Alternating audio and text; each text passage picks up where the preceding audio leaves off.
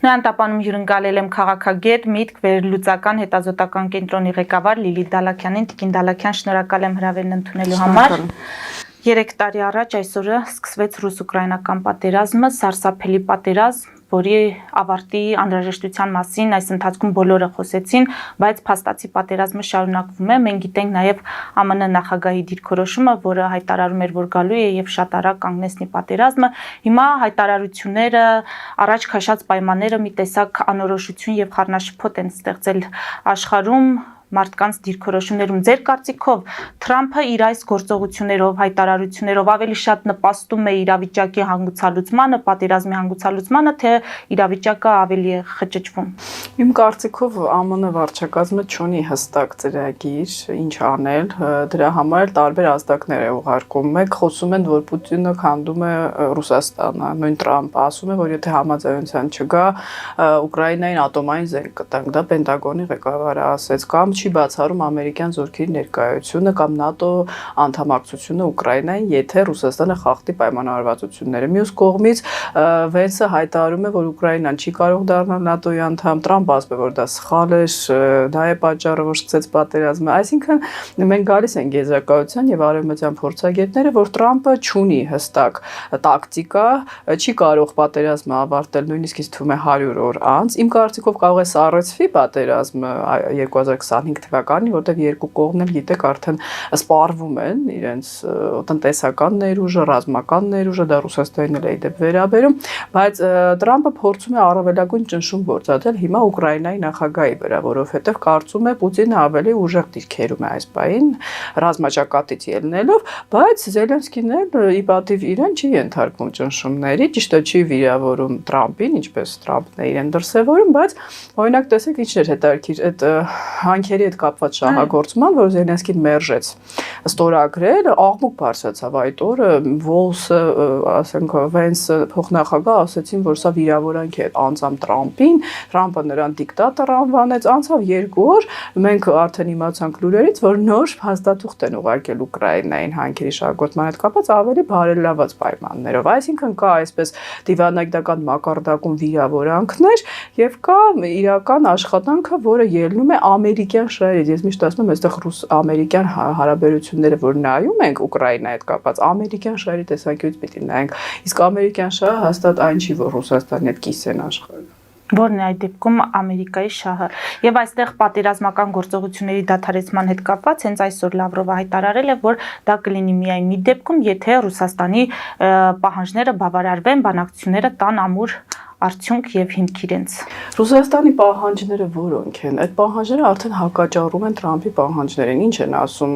արևմտյան զորքեր, ՆԱՏՕ-ի անդամ երկրների կոնտինգենտ պիտի չլինի։ Տրամփը ինչ ասեց Եվրոպային, ասեց դուք ձեր կոնտինգենտը պետք է ապահովի խաղաղությունը։ Ամերիկան գործ չունի, մենք Չինաստանում ենք մեր պատերազմները այսպես շարունակելու տնտեսական։ Այսինքն հիմա Տրամփը, որ ասել է անվտանգության երաշխիքներ պետք է տանք Ուկրաինային, դա Վոլսն էլ ասեց, որը խաղաղապահների ներկայացուցիչ է։ Դե Ռուսաստանը դրան դեմ է, դա հենց առաջնային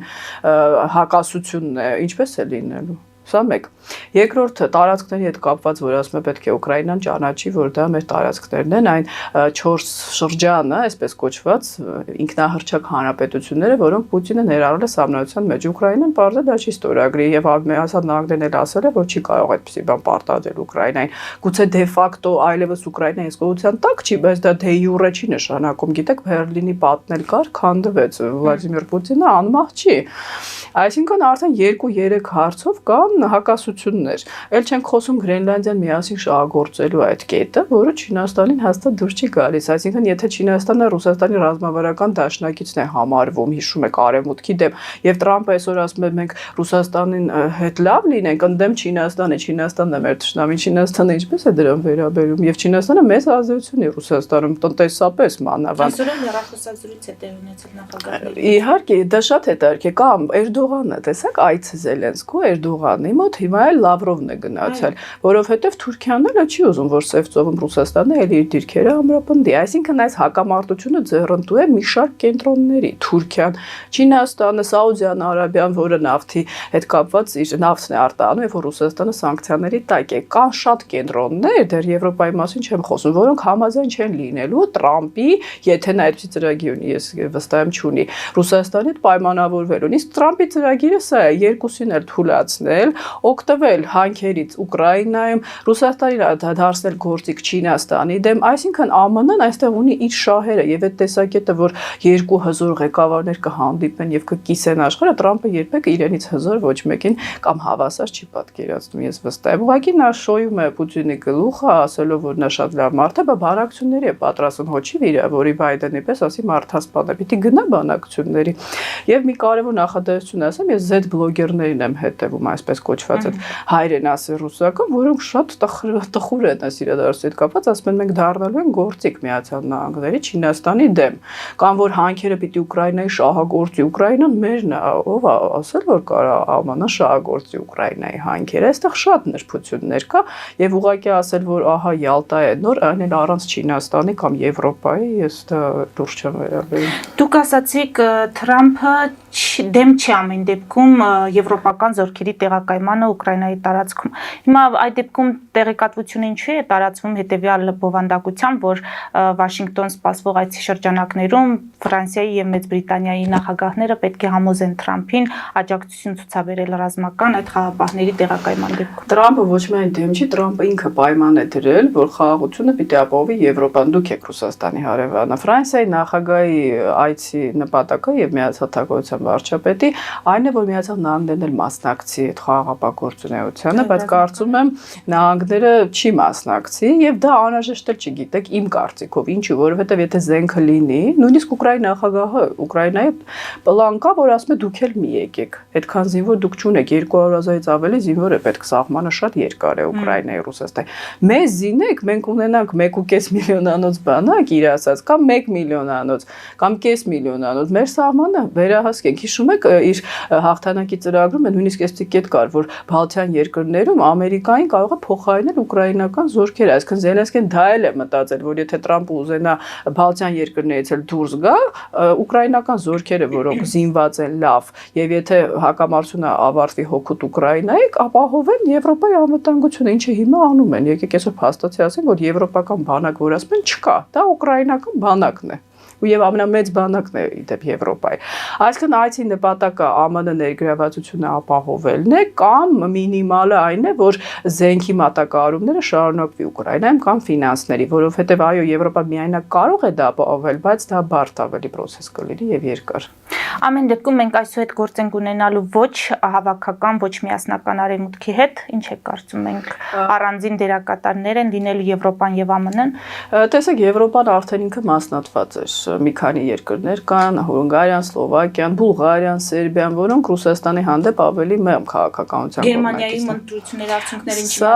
արդեն ավելի դրական է Ուկրաինայի համար, որովհետև Գերմանիան Եվրոպայի ամենախոշոր տնտեսությունն է եւ երկրորդ ամենաուժեղ ռազմական արդյունաբերությունն ունեցող Դրայան մետալը, որ կա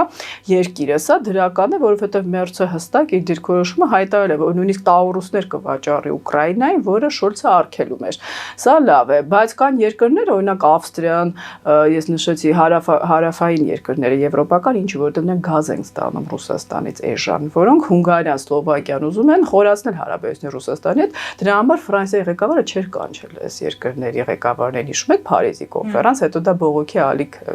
բարձրացրեց։ Այսինքն ինքը Եվրոպան էլ միասնական չի առաջինը։ Երկրորդը այո, այլևս այդ հյուսիսատլանտյան միասնական դաշինքը չի գործում եւ գիտեք, ես Տրամփին չեմ արդարացնում, բայց դեռ 16 թվականից նա մեղադրում էր եվրոպացիներին, որ դուք չեք զինվում, որ դուք ձեր հնայի 2%-ից պակասը ձեր պաշտպանության վրա եք։ Պատկերացնում եք, այսինքն երրորդ համաշխարհային պատերազմն է մոտենում, դուք դա չեք հասկանում։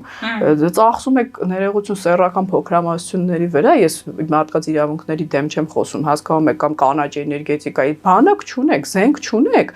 անդադ մեր հովանոցի ներքո եք ապրում։ Տրամպը շատ ճիշտ քաղաքականություն է որտեղ սա Եվրոպային արթնացնելու քաղաքականություն է, թե Եվրոպան կարթնանա, թե կավարտվի, դա արդեն Եվրոպայի լիդերները պիտի որոշեն, հավանաբար այս քայլերը վկայում են, որ իրանք էլ են հասկացել նույն Լեհաստանի ղեկավարի խոսքերը, սկանդինավյան երկրների, բայց այն որ այլևս չի կարելի ուղղակի խաղ ապրել, գնել ռուսական էժան գազը, հետո էլ Ամերիկային ասել արի մեր տեղը կռվի, ինձ թվում է դրամաբանական է։ Հիմա Տիկին Դալաքյան, մի փոքր մանրամասն Թուրքիա-Ռուսաստան այս շփումները, հարաբերությունները այս աշխարհաքաղաքական իրավիճակի ֆոնին ինչ խնդիրներ են լուծում կողմերը։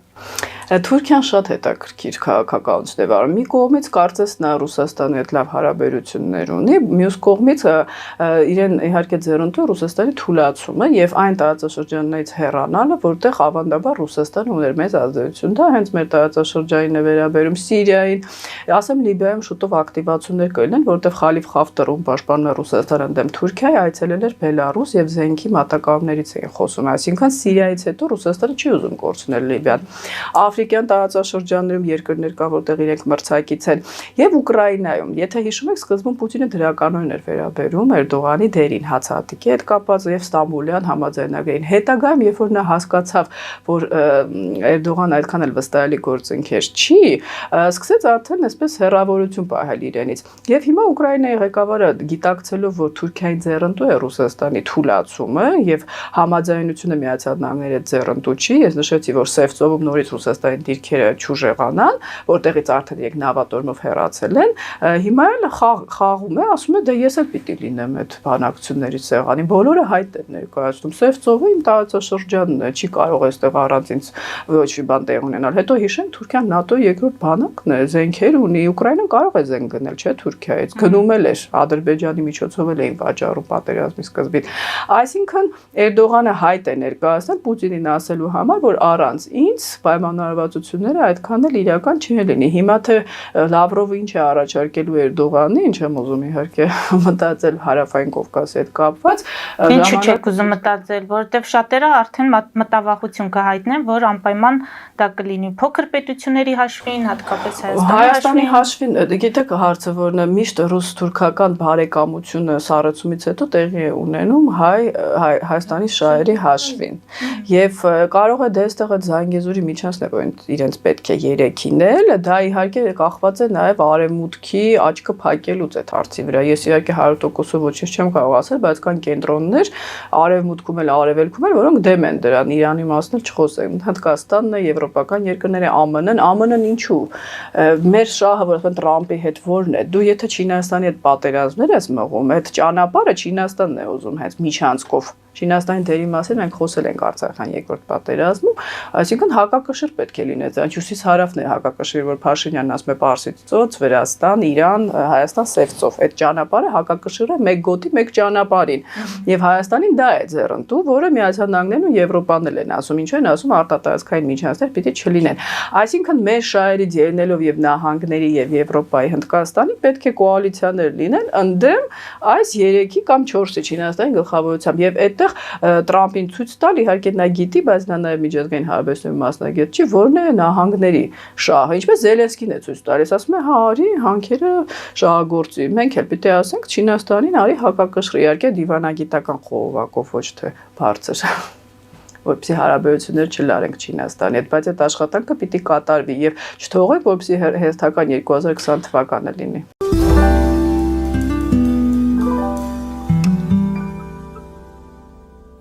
Jackpot հագուստի վաճառակենտրոնը վերաբացվել է Թահանգա քաղաքում։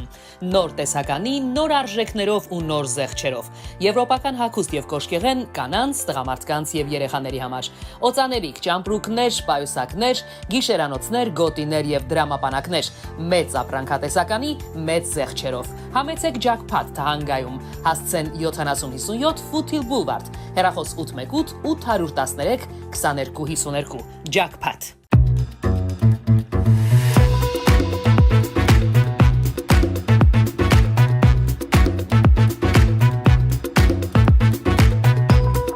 Արարատ ռեստորան, ընտանեկան եւ ընկերական ժամանցի լավագույն հասցե, սիրված արտիստներ, հյուրընկալ մթնոլորտ, հարուստ ճաշացան, անմահական խորտիկներ, Արարատ ռեստորան, հասցեն անփոփոխ, սիրով սպասում ենք ձեզ։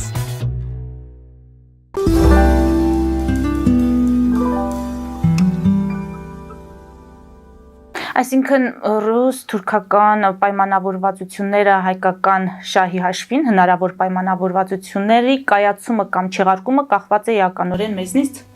Մեր աշխատանքից, այո, միայն մեզնից չի, որտեղ երկկողմանի process է համագործակցությունը, արևմուտքն էլ, բայց միշտ դրական ազդանշան է ուղարկել, համենայնդեպս այն, որ Թուրքիան, Ադրբեջանը չեն հարձակվել, կարծում եմ նրանից չի, որ վախենում էին Հայաստանից, ինչ որ կենտրոններ էին զսպում, բայց մյուս կողմից, չգիտեմ, Պուտինը գիտակցում է թե ոչ, չեմ էլ ուզում իրեն հուշել,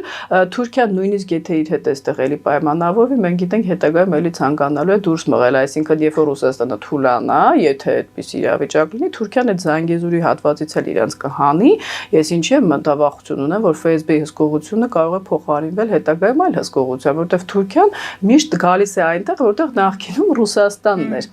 Այսինքն ռուս-թուրքական սիրախաղը միշտ էլ մահացու է եղել, բայց մենք պիտի փորձենք դրա փլատակների տակ չմնալ։ Հիմա փոքր պետություններին գալով նախ Բաքվի մասին խոսենք, Ադրբեջանի դիրքավորման մասին խոսենք այս իրավիճակում։ Տեսնում ենք, որ այսօր ամենավերջին տեղեկությունն այն էր, որ այդ Սպուտնիկ Ադրբեջանը դադարեցրեց գործունեությունը, BBC-ի ծառայությունը, Ռուսաստանի տունը փակվեց, այսինքն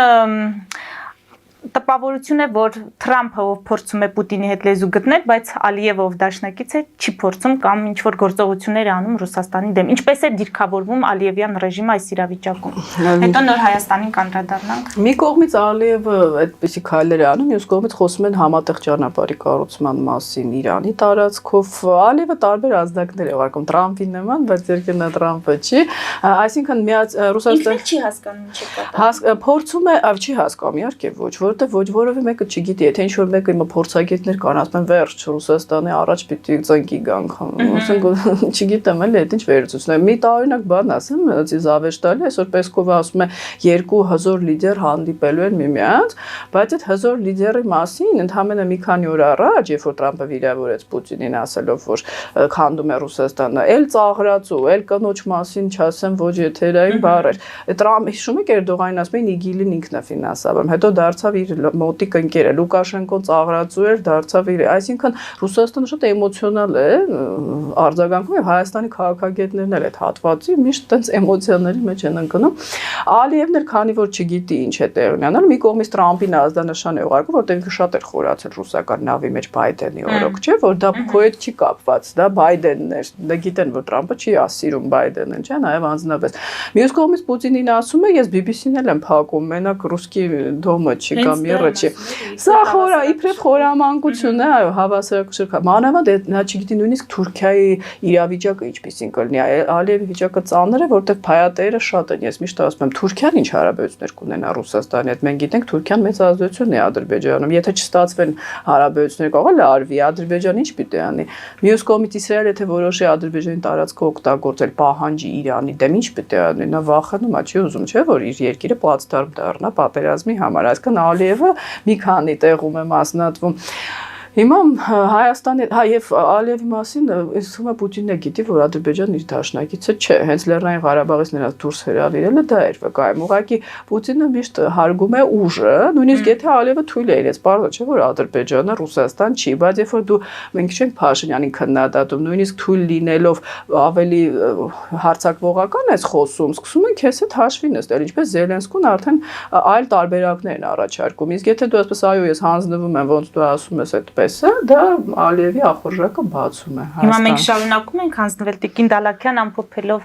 Փաշինյանի ուղերձը դրա մասին էր սահմանադրական այդ փոփոխությունների հանրաքվե անցկացնելու պահանջից մինչև ազգային անվտանգության ռազմավարության մշակում։ Ցավալիորեն ես կարծում եմ, որ այո,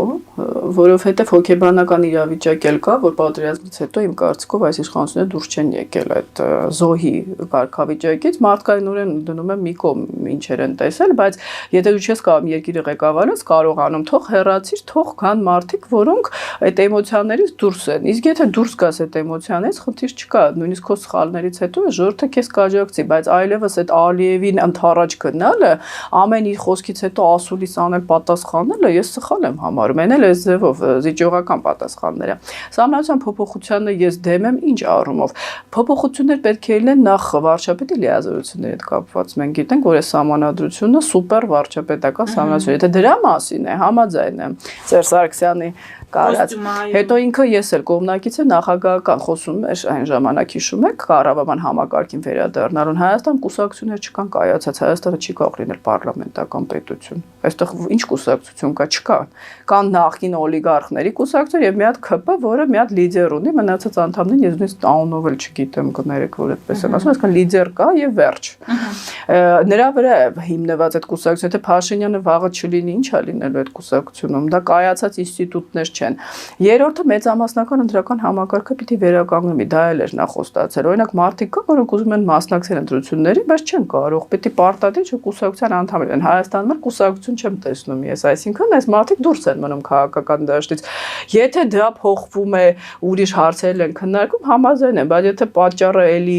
զինանշանի կամ չգիտեմ, այդ Արարատի կամ Արցախի հարցի հռչակագրի փոփոխությունն է, ոչ, իհարկե, որովհետև դա ազդանշան է Ալիևին, որ այո, մենք գնում ենք զիջումների։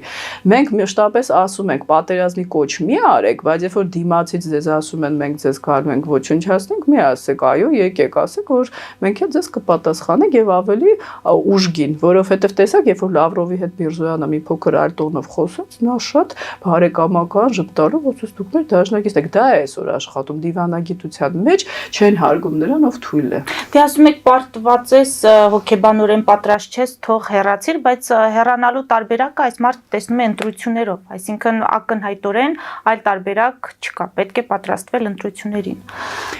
Այստեղ որոշիչ է հանրային Որոշիչ է հանրային կարծիքը, որոշիչ է քաղաքական մթնոլորտի առողջացումը, որովհետև որ ասեն դե թող մասնակցեն մնացածն, երբ որ ամբողջ ֆինանսական լծակները ձեր ձեռքում է, երբ որ ամբողջ քաղաքական դաշտը լցրել եք սև սպիտակով, ժողովուրդը չի գնում մասնակցելու, ինչպես Երևանում եղավ շատ ցածր էր մասնակցությունը, կամ էլ մասնակցելուց էլի հականերով է շարժվում, այսինքն օրակարգը թելադրում եք դուք Սխալ օրակարգ եք թելադրում։ Քոչարյանը էլի խաղի մեջ է։ Դե ելնելով իր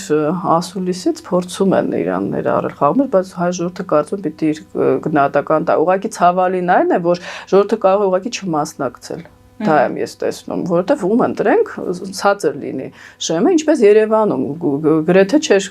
ուրեմն անվավեր էլի ճանաչվել ընտրություններ, որովհետև ժողովուրդը ոչ մեկին չի տեսնում եւ ամբողջ դաշտը լցված է այս նյութերով։ Եվ ես կարծում եմ իշխանությունները պետք է սթափվեն, որովհետև այս օրակարգը լավ իրենց ձեռնտու չի։ Նոյեմբերի նոր 9-ներ կարող են տեղ ունենալ, հոկտեմբերի 27-ներ կարող են տեղ ունենալ, իրենք են դա միշտ ասում եւ դրա համար պետք է առողջացնել քաղաքական դաշտը, դա իրենց ձեռքում է, ոչ թե մեր։